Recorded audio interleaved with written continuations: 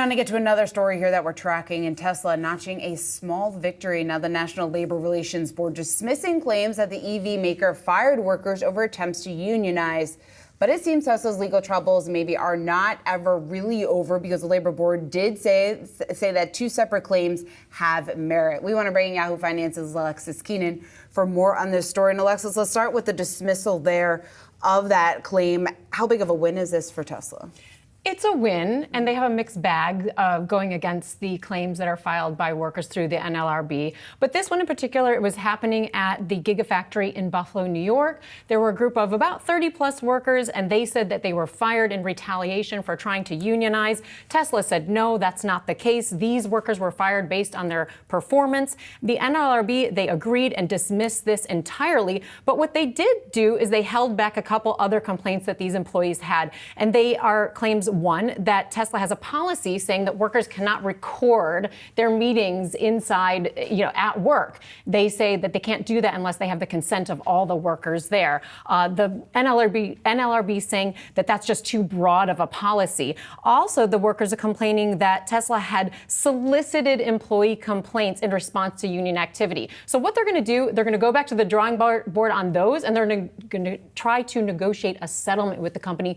The NLRB says if Tesla does not reach a settlement with us, we will go ahead and file formal complaints on those two claims. So how likely is it that they can get that point moved forward, for instance, about saying they can't record? Because, for instance, we know certain states has that legal siding on the one, it can be one party. Right, which is the case for New York. Right, so that's exactly, part of the argument exactly, for these because we're workers. thinking about New York State, and we know that that is the case there. And seeing that NLRB is saying this is too broad, how likely is it that this could end up working in the favor and following the laws of New York? Yeah, so they have a point, right? One party state's a one party state, but this is also a private company. So they're going to have to come to some agreement with Tesla to find a happy ground.